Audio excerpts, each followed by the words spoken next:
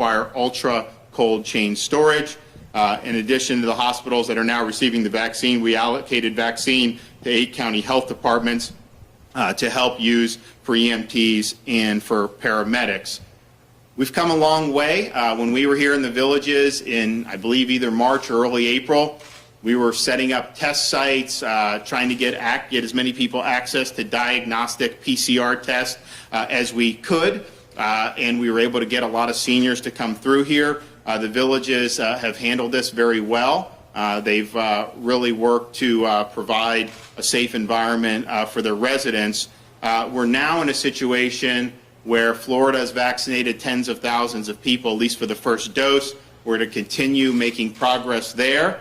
And we now have this light at the end of the tunnel for our elderly, where you're going to have, in relatively short order, access to a safe and effective vaccine. Let me just say, finally, before we get on to the main show here, we have in the state of Florida people 65 and over, about 4.4 million residents. 70 and over, it's about 3.12 million residents. And so as you look forward about the vaccines being allocated, we are not going to have over the next 6 weeks 4.4 million doses for individuals. We probably will have a couple million. We'll see how that works. And so what I would say to the elderly population, it's going to be reserved for you, but not everyone's going to be able to do it on day one. It's going to take some time to be able to make sure everybody has access. We're going to work very hard at the state to provide whatever support we can to our healthcare providers to be able to make this happen. But this is something that over the next 6 weeks, 8 weeks, we should be able to make huge progress on. I wish it was as simple as just doing it overnight. That's not necessarily the case, but just understand, if you're talking just 70 plus, we got 3.12 million. Not everyone may want it, because of course it's not mandated, but I do believe most will want it. And so we want to make sure that we're working to be able to provide that to the folks who really want it. And with that, we're going to be able to witness, I think, the first vaccinations for, we both have some healthcare workers, but then we also have some members of the community, right? So how are we going to do it? Are we going to do both groups? Okay, so are we going to do the healthcare folks first? Yep, we're going to do, they're both going to do health. Okay. Community member. Okay, so we've got members of the... And healthcare and community member, and then our vaccinators. Okay, so who's a community member? Okay, we got one who's... And then, So we got 2 members of the community. We got 2 members who are working in healthcare, and so they're going to be able to receive vaccination. So you guys want to take it away?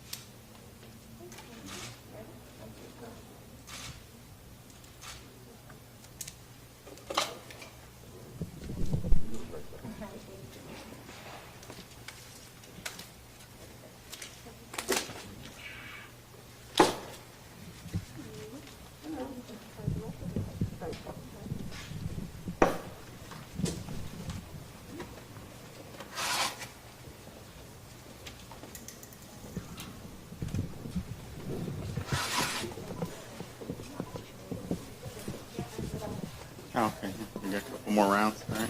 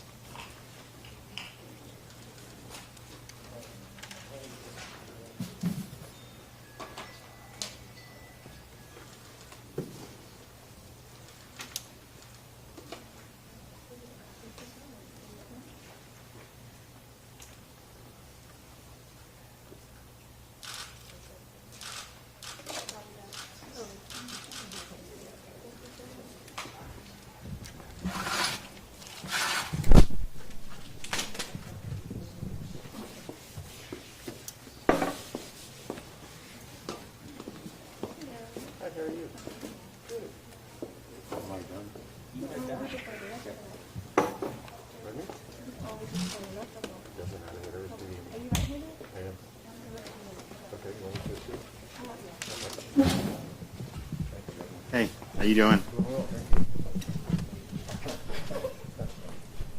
Governor, are these Moderna or Pfizer? Pfizer. Fine, thank you.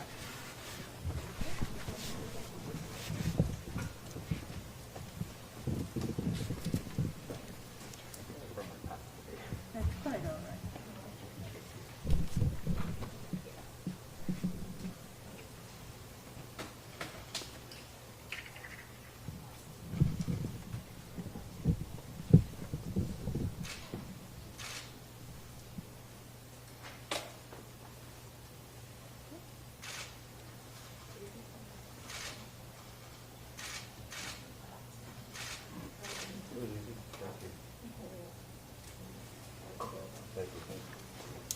All right, thank you. Yeah.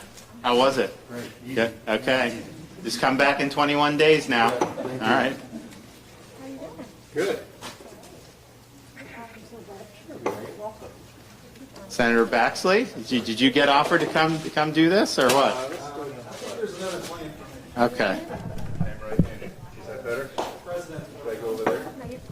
For the old guys. Okay. Well, good. When are you guys doing that? Hey, how are you? It's all Barbara, sit right here. Okay. Barbara, sit right here for me. They don't want us to hurt the quorum. Barbara, you can sit right here for me, okay? Okay. All right. Good. Thank you. How are you today? Good, how are you? I am. This is a typical clinic time. Yeah, we do about this. What's much. that? Nobody's screwed yet. No, it's been good, and I think when people see you guys doing it and there's no problems, then more people want to take it. So thanks for volunteering. All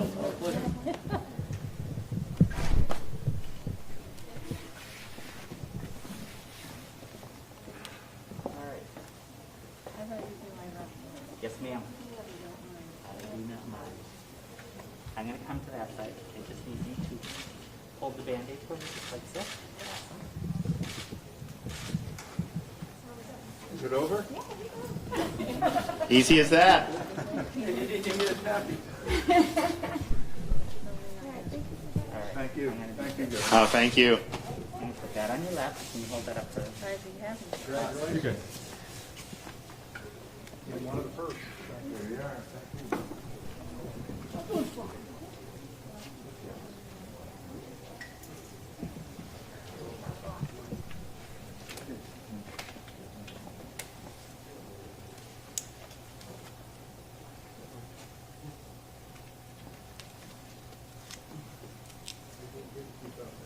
Thank you. Hold on. Yes, ma'am.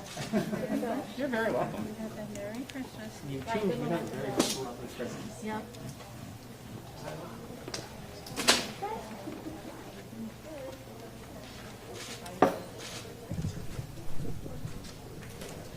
How are you, Barbara? Wonderful.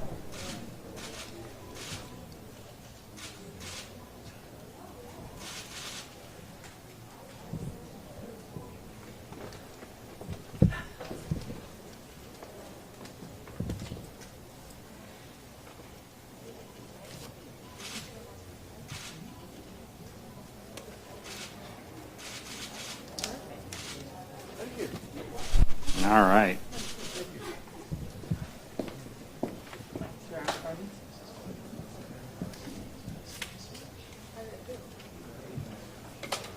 Just go away there.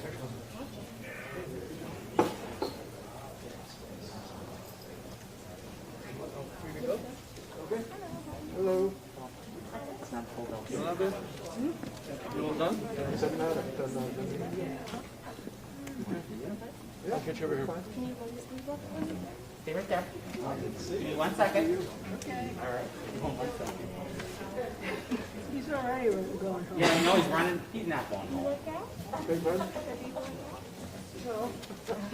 Well, a little bit. Okay? Okay. Not yet. I'm going to put the Band-Aid on you. right, Ms. Barber, you are done then, okay? Thank you. You're welcome. I don't know where I am, but, oh, there he is. There, you find him? All right. You guys are very efficient. That's a lot of people in a pretty short amount of time.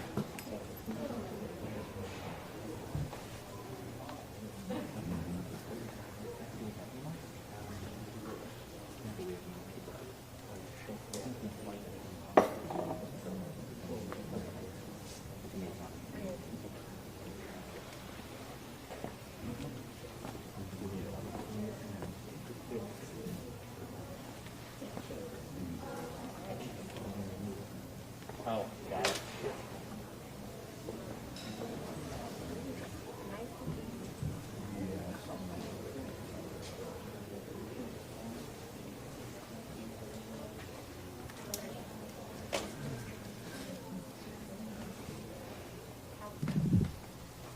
Hold on. All right. Thank you. Great job. So what was that, like 10 minutes to do all those people?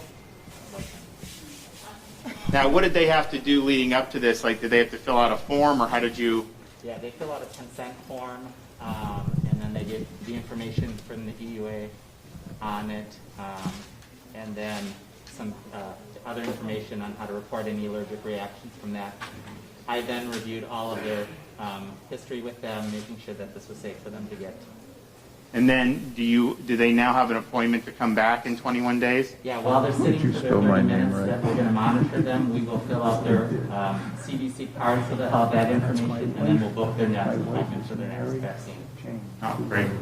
Well, good job. I know you guys have many more of these to do in the coming weeks and months. So, well, we appreciate UF Health. Thank you guys for really leaning in. Anytime there was anything that was needed here, they were on top of it from the very beginning with the testing and all the way now to the vaccine. So it's exciting. Got a lot of work to do, but I think that there's a good, strong light at the end of the tunnel. With that, yes, sir. Governor, Orange County Public School Superintendent Barbara Jenkins has sent a letter to your office asking that teachers be moved towards the front of the line, not first in line, but towards the front of the line.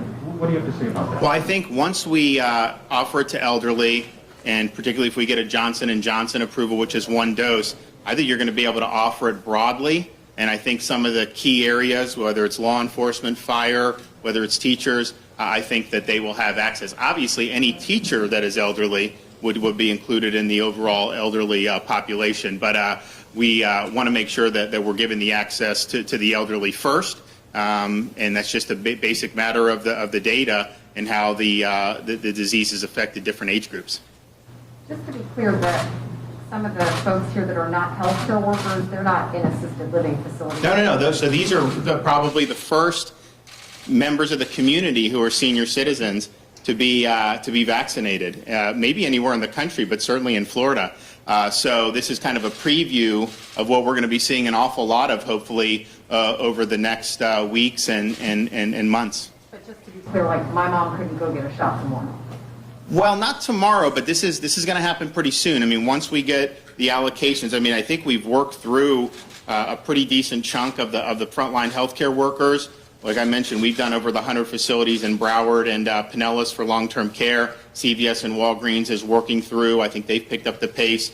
So you will probably, I mean, let's put it this way. We want to be able to offer it as soon as we can. It's not going to take it's not like this is 3 months away. I mean, you're going to have enough vaccine to begin going for the senior population. And I also said at the end, just understand with the numbers we have, I mean, we have a lot of folks. So you say over 3.12 million, how many of them want it? I mean, let's just say 75% want it. You know, that's a decent chunk of people. We'll probably have enough vaccine over the next 6 weeks for that. But we're probably, the way it looks, probably not going to have 4 million doses by February 1st. With the snowbird season, are full-time residents going to have priority over people that might live elsewhere here? Well, we have not necessarily done that. I mean, we'll see. To her point, though, if somebody sees this on the news tonight and thinks, oh, these people are getting it, I'll be able to get it soon. What's the time frame that you can tell these people that it might be in the future? So we are hoping that with the allocation coming up for the coming week, that the bulk of that will be able to be devoted to elderly people. Now, this is hundreds of thousands, which is a lot, but you know the numbers there. We're also working with the hospitals about efficient delivery. Now, once they get through their healthcare workers, they obviously already have some system in place to be able to vaccinate people. So I think you'll see some of them. We're reaching out to the community. As I mentioned, we're probably going to do some community pods, working with some of the state health, the county health departments, and so you'll start to see that. So I would just say, if you're in the elderly population, this is coming soon, and just stay tuned. There's going to be more information coming, but you know, we're a lot further along than we thought we would be 6 months ago, and that's a really good thing. Are we talking 50 and over, 60 and over, 65 and over? Oh, it'll be, I mean, you know, it's going to be people that are considered high risk and elderly. I mean, I think if you look, I mean, if you compare a 51-year-old to a 73-year-old, there's a radical difference. Not saying that if you're 51, no one's had complications. Obviously, that's happened. But if you look, the higher you go on that age scale, the more you've seen mortality. Yes, ma'am. So, Governor, when you say high risk and elderly, by high risk, you mean maybe someone who has a long history of asthma but is 40 years old. They could get vaccinated. We're saying the elderly are higher risk. We're focusing on the elderly. It is absolutely true that if you're 40, you could have some comorbidities. The problem is, how do you administer that? And you know, do you want to have the hospitals having to slice and dice everyone's comorbidity? We believe, if you look at the numbers, someone 40 with comorbidities, if someone's 80 with those same the person that's 80 has much higher risk. So we're going to focus on that. We'll focus on it based on elderly and age, not necessarily health status. And the reason for that is just efficiency. It's clear. And as I said, with the Johnson & Johnson hopefully being approved in January, we're not too far away where you could have a one-dose vaccine that'll be even more broadly available. We thought about doing the comorbidities, but I just think functionally, when you get into how do you do that, do I say this person's comorbidity counts and this person's doesn't? And if you look at the mortality, 80%, 82% of the COVID-related mortality is people that are elderly. And so if you can get a huge amount of those people vaccinated, you are going to reduce that mortality. You'll reduce the people coming into the hospitals, and that'll really, I think, be the most effective public health strategy to be able to do. So that's where we're going, and we look forward. There will be more information shortly, but I think the top line for today is, given that there's some confusion about who should be kind of in line first, some say some of the younger workers even, just want to be clear, in Florida, we've got to put our parents and grandparents first, and that's what we're going to be doing, and we're going to work like hell to be able to get all the vaccine out to elderly who want it. Thanks very much. Just to be clear, what age does that start at? What age does elderly start at? It says 50.